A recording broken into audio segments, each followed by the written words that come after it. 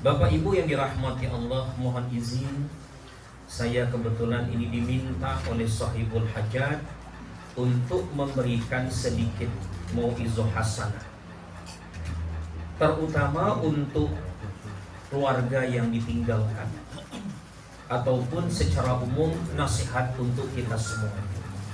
Jadi termasuk Bapak Ibu juga nasihat untuk saya pribadi. Dan mohon izin Bapak Ibu, saya tausiahnya menggunakan bahasa Indonesia nggih. Kula menika boten saged basa Jawi. Amargi kula tiyang Palembang Bapak. Tahu Palembang nggih, Pak? Kota yang terkenal dengan makanannya yaitu pempek. Barangkali Bapak Ibu pernah menikmati yang paling terkenal kapal selam Bapak. Jadi kapal selam pun kami makan Bapak Ibu sekalian. Kami juga terkenal karena sering masuk acara kriminal di televisi Bapak. Ya. Tapi alhamdulillah insya Allah saya ini sudah jinak ya Bapak Ibu, karena sudah makan bakpia sama gudeg Bapak Ibu sekalian. Saya tinggal di Pelosok Kuning 4 di perumahan Jogja Village, Perum Muslim Jogja Village. Ya. Kebetulan suka memberikan pengajian di Masjid Darussalam. Sahibul hajat ini sering ikut pengajian di situ, pengen ngundang sekaligus mendoakan kerabat beliau yang sudah mendahului. Jadi begitu Bapak Ibu nggih. Jadi saya ngatur ceramahnya pakai bahasa Indonesia. Yang jelas Bapak Ibu, setiap acara tahlil atau kematian pada umumnya ini sebenarnya adalah sebuah nasihat untuk kita. Betul nggih, Pak? Karena Nabi pernah ditanya oleh sahabat, "Ya Rasul, kalau engkau sudah meninggalkan kami, kemana kami akan meminta nasihat?" Maka Nabi mengatakan, "Kutinggalkan pada kalian dua nasihat, nasihat yang berbicara dan nasihat yang diam." Nasihat yang berbicara itu adalah Al-Quranul Karim, dan nasihat yang diam itu adalah kematian. Betul Pak ya? Nah, terutama Bapak Ibu, kalau kita menengok ke fisik kita ini memang mestinya kita harus sadar diri bahwa kita ini makin lama tambah muda atau tambah tua Bapak Ibu. Tambah tua nggih? Nah, saya sering seloroh, orang tua itu tandanya 3 Bapak Ibu. Kalau jenengan sudah punya 3 tanda ini, hati-hati, jenengan sudah mendekati sakaratul maut Pak. 1, orang yang tua itu Bapak Ibu senang lagu-lagu nostalgia. Sampun dereng Pak? Sampun nggih? Kalau sudah berarti malaikat Israel sudah di depan pagar rumah itu Pak.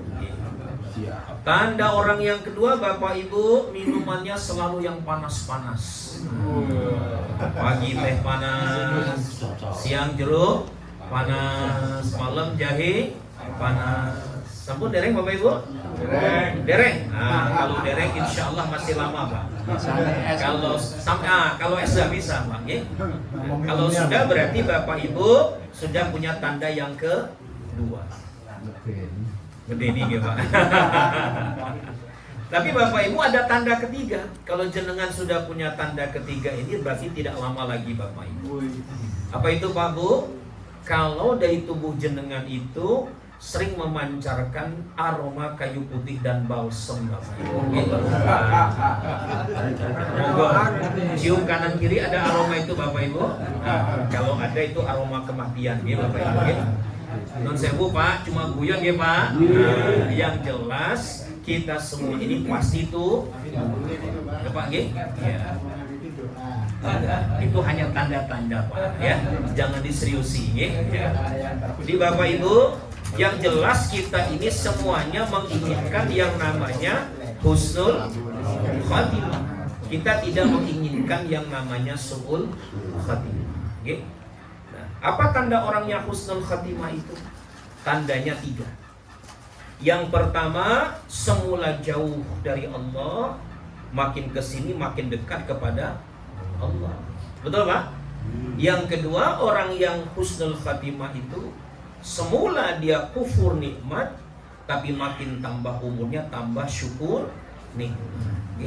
Dan yang ketiga, orang yang husnul khatimah itu meninggal dalam keadaan yang baik, tidak dalam berbuat dosa. Nah, mudah-mudahan kita semua ini Bapak Ibu termasuk orang-orang yang memperoleh husnul khatimah. Nah, terkait dengan acara hari ini Bapak Ibu, saya hanya ingin mengingatkan satu nasihat yang disampaikan oleh malaikat Jibril kepada baginda Rasulullah. Jadi nasihat ini walaupun kepada baginda Rasulullah, itu artinya sama halnya nasihat untuk kita sebagai pengikut beliau. Nasihatnya cuma 3 Bapak Ibu, tapi di dalam nasihat ini terdapat kebenaran yang tidak terbantah. Apa nasihat beliau Bapak Ibu? Yang pertama, kata malaikat Israel, Ishma syi'ta fa innaka mayyitun. Hiduplah sesukamu, tapi ingat engkau pasti berjumpa dengan kematian. Nah ini Pak, jadi orang itu didaktirkan sudah punya masa hidup masing-masing. Ada yang jatahnya muda, ada yang sedang, ada yang sampai tua, ya Pak. Nah dalam Islam itu Bapak Ibu, batasan usia tua itu berapa? Batasan usia tua dalam Islam itu Bapak Ibu 40 tahun. Nun sewu Bapak Ibu sudah 40 tahun belum? Sampun nggih? Belum ya? Nah, sampun bablas ya Pak nggih. Kalau sudah bablas 40 berarti Bapak Ibu termasuk kategori tua. Jadi kalau orang itu sudah 40 tahun Bapak Ibu, sudah kelihatan tanda-tanda kebaikannya, insya Allah ujungnya husnul khatimah. Tapi kalau usia 40 tahun nun sewu, masih belangsatan, ya Pak, masih nyekek botol, ya Pak nggih, masih sering ninggalkan sholat, ya, dikhawatirkan ujung hidupnya itu berujung dengan su'ul khatimah. Ada ustadz ditanya Bapak Ibu oleh jamaahnya, Ustadz, saya kerja di perusahaan pembuatan minuman keras, tapi tiap Jumat kami ada pengajian di masjid kantor, namanya Masjid Al-Bir Pak Ustadz. Ya, Pak? Lalu produksi kami minuman keras Pak Ustadz, ada tulisan Arabnya alkohol. Nah, kira-kira Pak Ustadz yang dibawa oleh saya ini kepada keluarga saya itu halal atau haram? Ya tentu jawabannya haram. Ya Pak G? Tidak mentang-mentang masjidnya Al-Bir, produknya alkohol, yang haram jadi haram. Wala talbisul haqqa bil batil. Jangan campur adukan antara yang benar dan yang salah. Nah maka Bapak Ibu, karena kematian itu sesuatu yang pasti menghampiri kita, maka kita ini Bapak Ibu dirahmati Allah harus menyiapkan diri. Ada cerita lain Pak. Suatu ketika Nabi Musa itu Bapak Ibu bertemu dengan malaikat Israel. Nah karena Nabi Pak request, ya Israel kalau besok mau ngambil nyawa saya kasih tahu dulu ya. Bahasa kita itu Pak dijawab, siap bro, kira-kira begitu Pak. Sekian puluh tahun Bapak Ibu tidak datang-datang malaikat Israel ini. Tiba-tiba datang mengatakan, wahai Musa, hari ini aku diutus Allah untuk mengambil nyawa.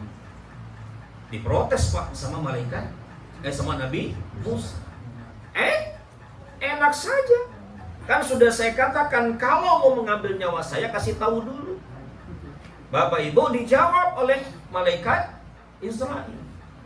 Ya Musa, tidakkah kau lihat rambutmu yang sudah mulai memutih? Ya, kulitmu yang makin keriput, tubuhmu yang makin rentah. Itu semua adalah tanda-tanda dariku bahwa aku akan datang menjemputmu. Ya. Nah jadi Bapak Ibu, bahasa kita itu sudah diskakmat, nggak bisa lagi lari dari kenyataan. Nah kira-kira 3 tanda itu Bapak Ibu sudah ngalami belum? Sampun ya Pak? Tidak hanya rambutnya yang putih Pak, kumisnya putih, janggutnya putih, gitu Pak. Nah jadi ini sebuah isyarat bahwa kita ini memang pasti menjumpai yang namanya kematian. Jadi berani hidup harus berani mati. Kalau nggak mau mati tidak usah hidup. Nah maka Bapak ini sebuah keniscayaan untuk kita semuanya. Kita semua pasti akan mati. Nah, itu nasihat yang pertama. Nasihat yang kedua dari malaikat Jibril kepada Nabi Muhammad. Wa ahbid man syi'ta fa innaka mufarriqu. Cintailah siapapun, tapi ingat, engkau pasti berpisah dengan yang engkau cintai. Betul Pak? Ketika Bapak Ibu meninggal dunia ditangisin oleh anak, ditangisin oleh istri, ya Pak G? Nah, kira-kira Bapak Ibu maunya gimana? Yang mendahului ibu dulu atau bapak dulu kira-kira ini? Halo Pak? Yang ibu dulu. Nah, ya. Bapak maunya ibu dulu karena mau kawin lagi ya. Nah, Bu, G, itulah bapak-bapak itu G ya. Anak nangis, istri nangis, suami nangis, ya Pak ya. Tapi paling banter mereka mengantarkan kita ke liang lahat. Tidak ada yang sampai menemani kita di alam kubur, tidak ada. Tidak ada. Makanya Bapak Ibu yang dirahmati Allah, kalau kita mencintai apapun dan siapapun itu, jangan pernah mencintainya secara berlebih-lebihan. Ya. Allah mengatakan, ya ayyuhalladzina amanu la tulhikum amwalukum wala auladukum an zikrillah. Ya. Jangan sampai kekayaan kita, harta benda kita, anak keturunan kita Bapak Ibu membuat kita lalai dari peringatan Allah. Orang yang begitu Bapak Ibu disebut sebagai orang-orang yang merugi. Ya. Walaupun ketika kita sudah meninggalkan dunia ini, masih ada yang terus nyambung Bapak Ibu. Ada hadis terkenal Bapak Ibu, idza mata banu Adam an qata'a amaluhu illa min salasin. Kalau meninggal anak Adam itu putus semuanya kecuali 3 hal. Okay? Yang pertama Bapak Ibu adalah shadaqatun jariyah, sedekah jariyah. Jadi kalau Bapak Ibu banyak memberikan sesuatu, memberikan sebagian harta yang Bapak Ibu miliki di jalan Allah, insya Allah Bapak Ibu itu menjadi terus mengalir sepanjang hidup Bapak Ibu semuanya. Makanya Bapak Ibu nun sewu, saya suka ngamalkan sebuah doa. Kalau Bapak Ibu berkenan, monggo diamalkan doa ini. Doa Nabi Ibrahim Pak. Diabadikan Allah dalam surat Asy-Syu'ara 83, 84, 85. Surah apa Pak? Asy-Syu'ara 83, 84, 85. Ini doa Nabi Ibrahim Pak, bagus sekali artinya Pak. Rabbi habli hukman wa alhiqni bis salihin waj'alni lisana sidqin fil akhirin waj'alni min warasati jannatin na'im. Ya Allah, anugerahilah aku hikmah. Hikmah itu bukan sekadar tahu, tapi tahu dan mengamalkan pengetahuan itu. Sehingga orang yang punya hikmah Bapak Ibu tahu benar dan salah, tahu baik dan buruk. Wa alhiqni bis salihin, kumpulkan aku bersama dengan orang-orang yang saleh. Mudah-mudahan kita semua di sini yang hadir Bapak Ibu termasuk orang-orang yang saleh. Dipertemukan di dunia, dipertemukan di surganya Allah Subhanahu wa taala. Nah, yang terkait dengan ceramah saya ini Bapak Ibu bagian ketiga. Waj'alli lisana sidqin fil akhirin. Jadikanlah aku tutur kata yang baik bagi generasi berikutnya. Maaf ya Bapak Ibu, yang namanya umur panjang itu bukan berarti usianya lama, tapi orang tersebut usianya terbatas, kebaikannya terus dikenal. Bayangkan skenarionya begini Pak, kita meninggal duluan ya Pak ya, lalu kemudian anak kita datang sama cucu kita, lalu ketika sampai di rumah anak kita cerita sama cucu kita, lihat tuh, masjid itu berdiri di atas tanah wakafnya Eyang Kakung Eyang Uti. Waktu Eyang Kakung meninggal dunia nak, tahu nggak? Yang mengantarkan ribuan orang. Eyang Kakung Eyang Uti itu baik sekali. Setiap yang datang selalu dibantu, nyaris tidak ada yang pernah ditolak. Kalau Bapak Ibu dapat cerita begitu, senang nggak kira-kira Pak? Senang banget ya Pak ya? Bayangkan yang lain, yang kedua Pak, skenarnya berbeda. Waktu datang ke rumah kita, anak kita bilang sama cucu kita, jangan dekat-dekat kamar itu. Kenapa ya? Itu kamar Eyang Uti. Eyang Uti galak, ya. Orangnya itu galak, ya. banyak yang disakiti perasaannya, angker nih gitu ya. Nah, kira-kira Pak, kalau ceritanya begitu Bapak Ibu mau nggak kira-kira Bapak Ibu sekalian? Tidak mau, ya kan? Itu berarti ceritanya bukan cerita yang baik. Nah, maka Bapak Ibu, kalau Bapak Ibu memiliki harta, ya, maka Bapak Ibu berikanlah di jalan Allah. Bentuknya apapun itu. Ada pembangunan masjid, nyumbang 1 sak semen, ya Pak G.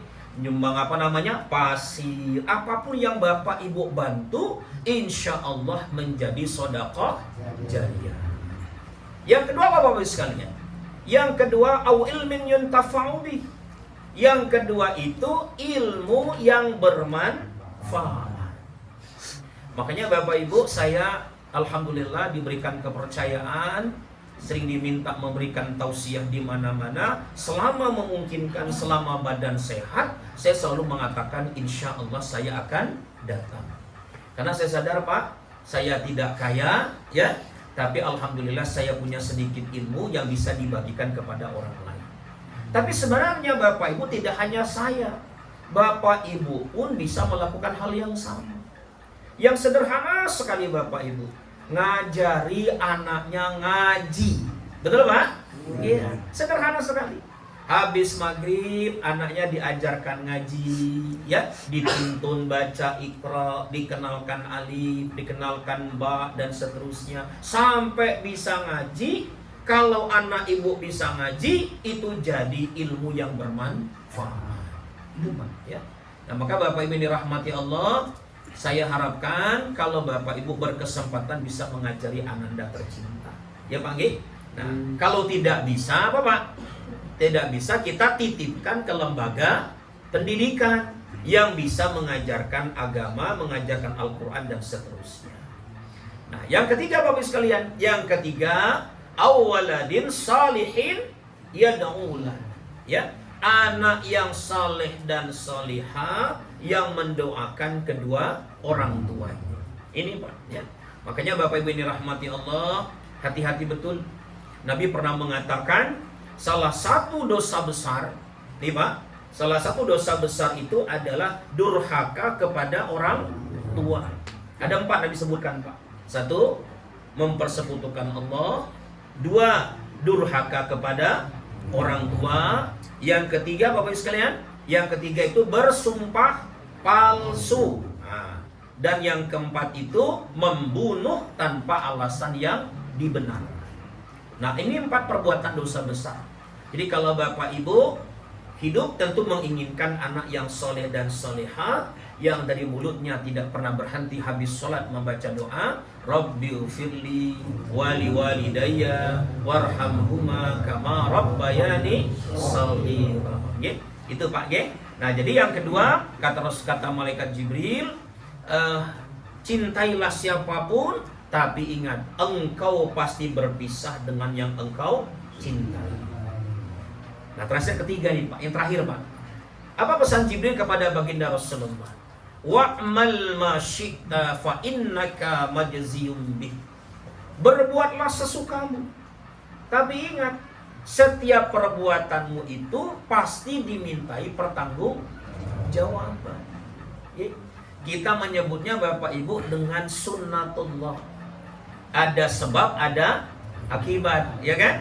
Nah, ada yang di dunia, ada yang di akhirat. Ingat Pak, tidak ada perbuatan satupun yang tidak ada akibatnya. Nah, cuma Bapak Ibu, kita ini tentu berharap selama kita hidup di dunia ini banyak sebab-sebab yang baik. Ya, kalau sebabnya buruk, tentu kita mengalami resiko yang tidak baik juga Bapak Ibu. Kalau orang bohong misalnya, apa dampaknya Pak? Kehilangan kepercayaan, ya. Tidak bisa berkata dengan benar, berkata dengan jujur. Itu mirip Pak, kalau orang tidak jujur itu seperti bapak-bapak melihat ada ibu-ibu naik motor, motornya sen kanan tapi belok kiri Bapak Ibu. Bingung nggak Pak kira-kira Pak? Bingung, mumet ya Pak ya. Dia mau ke kanan atau malah ke kiri. Nah gitu ya. Jadi Bapak Ibu kembali kepada yang tadi, harus mau berkata jujur. Nah jadi Bapak Ibu sekali lagi itu contohnya. Apapun pokoknya yang baik pasti berbalas kebaikan, yang buruk pasti berbalas keburukan. Nah, maka Bapak Ibu, kalau kita ingin kemudian hidup kita ini ya panjang tadi, umurnya panjang, maka Bapak Ibu pertimbangkan betul. Jangan sampai ada perbuatan-perbuatan kita, ya Bapak Ibu, yang kemudian berdampak tidak baik dalam kehidupan kita, ya. Ada ulama besar namanya Bapak Ibu Ibnul Qayyim Al-Jauziyah. Jadi beliau mengenalkan satu konsep menarik Bapak Ibu, namanya at-tamhis. At-tamhis itu konsep pembersihan, ya Pak. Jadi kalau kita meninggal ini Pak, Allah tuh pengennya kita itu kembali dalam keadaan bersih Bapak Ibu. Tidak boleh kita kembali kepada Allah dalam keadaan kotor. Kalau kotor Bapak Ibu, maka Allah akan bersihkan. Nah, pembersihan ini terjadi pada 3 episode Bapak Ibu. Episode di dunia, episode di alam barzakh, episode di akhirat. Okay? Nah, di 2 yang terakhir Bapak Ibu, itu Allah yang mengerjakannya.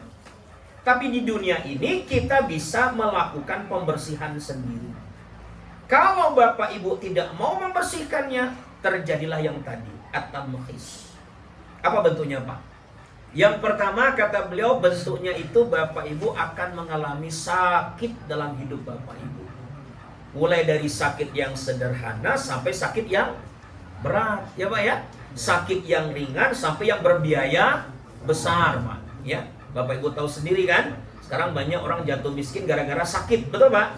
Nah, makanya Bapak Ibu alhamdulillah nih, pemerintah kita masih menyediakan yang namanya jaminan kesehatan nasional, ya Pak ya. Sakit dulu Pak. Sakit belum bersih juga Bapak Ibu, dibersihkan dengan yang kedua. Apa itu Bapak Ibu sekalian? Dibersihkan Allah dengan yang namanya musibah. Ya Pak. Misalnya apa Bapak Ibu sekalian? Misalnya contoh 2006 kita ngalami gempa di Bantul. Masih ingat Pak? Ya. Saya waktu itu masih di Warung Boto Bapak Ibu. Status saya kontraktor. Rumah saya itu hampir mau roboh begitu. Jam 9 kami masih terguncang itu, tiba-tiba ada yang teriak, "Lari! Air laut sudah sampai Umbul Harjo." Ngacir itu Pak ya, ke utara karena ketakutan itu. Dan jadi ternyata ketika dalam situasi begitu pun masih ada orang yang mencari kesempatan dalam kesempitan. 2010 tinggal di utara, terjadi apa Pak? Merapi, ya kan? Jadi dimanapun kita berpijak di Jogja ini, kalau datangnya musibah ya datang saja kan Bapak Ibu sekalian. Tapi ingat Bapak Ibu, kata Syekh Al-Buti, musibah itu ada 2. Musibah yang menimpa pada seluruh manusia, ada musibah yang terjadi karena perbuatan kita. Okay? Jadi kalau Bapak Ibu banyak berbuat dosa, banyak berbuat salah, dibersihkan Allah dengan yang kedua, namanya musibah. Nggak bersih juga Bapak Ibu, dibersihkan yang ketiga. Apa itu Bapak Ibu? Sulit dalam mencari rezeki yang halal. Ini Pak, ya kan? Hari ini Bapak Ibu bisa lihat sendiri banyak perusahaan-perusahaan yang gulung tikar, pengangguran di mana-mana. Betul Pak? Iya, hari ini banyak orang yang susah Pak. Anak kita yang kuliah sekian tahun di perguruan tinggi pun hari ini harus nunggu lama untuk mendapatkan pekerjaan. Ini Bapak Ibu, sebuah realitas yang harus kita akui. Nah, maka Bapak Ibu kalau kita susah betul mendapatkan itu, boleh jadi itu bentuk pembersihan dari Allah. Maaf Bapak Ibu, di jalan-jalan itu kalau Bapak Ibu lihat tuh, ada yang namanya mas-mas silver itu Pak. Ya, badannya dicat warna silver, lalu berdiri di lampu merah. Ketika orang stop, lalu dia hormat sebentar, minta kepada Bapak Ibu semua. Nah, ini kan salah satu bentuk sederhana, ya Pak ya. Ada orang yang harus berjibaku dengan cara seperti itu untuk mendapatkan sesuap nasi. 3 ini tidak bersih juga Bapak Ibu. Yang keempat, dibersihkan Allah dengan beratnya peristiwa sakaratul maut. Nah, Bapak Ibu mau yang gampang apa yang susah? Halo Pak, mau gampang apa yang susah? Tentu maunya yang mudah, ya Pak ya. Kalau bisa meninggal lagi sholat, meninggal lagi ngaji, ya Pak ya, meninggal lagi zikir, itulah bentuk kematian yang kita harapkan semuanya. Tapi kan ada orang Pak, yang meninggalnya begitu susah, begitu berat, napas sudah 1-2, kulit sudah hilang tinggal tulang belulang, ya Pak ya. dirawat di ICU berminggu-minggu, berbulan-bulan, bertahun-tahun, tapi tak kunjung mati. Biasanya Bapak Ibu disebabkan 2 dosa. Kata Nabi, 1, dia durhaka kepada orang tuanya. Yang kedua, dia mengambil hak orang lain dengan cara yang zalim. Nah, ini contohnya Bapak. Contohnya ngambil tanah orang, ya, tanpa izin, dipakai tanpa bayar, ya Pak ya. Ini berat kematiannya Bapak Ibu sekalian. Ada contoh lain, misalnya apa? Ponakan kita dititipin sama adik kita atau kakak kita, meninggal dunia duluan, dia bilang, "Dek, tolong nih, ponakan tolong dirawat, ini uangnya diatur, dikelola untuk kemaslahatan mereka." Malah diembat Bapak Ibu. Ya. Nah, yang begini biasanya meninggalnya dalam keadaan berat, sakaratul maut. Ya. Nah, maka Bapak Ibu yang dirahmati Allah, tinggal dipilih. Bapak Ibu mau membersihkan sendiri atau dibersihkan oleh Allah. Nah, orang yang bijak tentu saja tidak mau dibersihkan oleh Allah. Dia mau membersihkan dirinya sendiri. Nah, maka Bapak Ibu, dengan apa kita membersihkan itu? Dengan taubat, dengan istighfar, dengan zikir, dan lain sebagainya. Caranya begitu banyak. Ya, Bapak Ibu ya. Nah, inilah Bapak Ibu dirahmati Allah, sedikit renungan. Bisa tidak berlama-lama menyampaikannya Bapak Ibu. Yang terpenting acara ini benar-benar memberikan refleksi buat kita semuanya. Ya, ini nasihat Jibril Bapak Ibu cuma 3. Tapi kalau Bapak Ibu merenungkannya dengan baik, insya Allah Bapak Ibu selamat di dunia, selamat di akhirat. Isma syi'ta fa innaka mayitun wa ahbib man syi'ta fa innaka mufarriqu wa mal ma syi'ta fa innaka majziyun bih. Hiduplah sesukamu, tapi ingat, engkau pasti berjumpa dengan kematian. Cintailah siapapun, tapi engkau pasti berpisah dengan yang engkau cintai. Berbuatlah semaumu sesukamu, tapi ingat, engkau pasti dimintai pertanggungjawaban terhadap setiap perbuatan-perbuatan itu. Okay?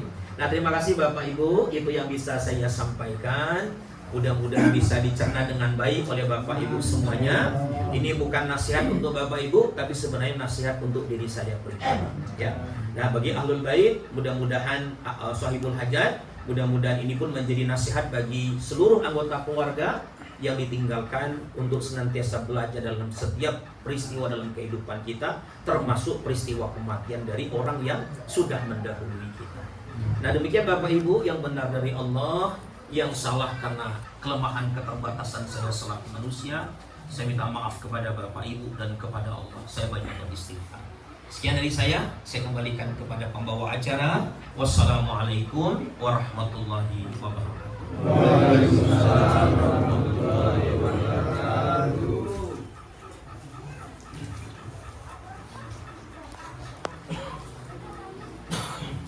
Kami ucapkan terima kasih kepada Ustaz apa yang disampaikannya membuat kita menjadi lebih baik dan kita bisa untuk Haji Soro saksikan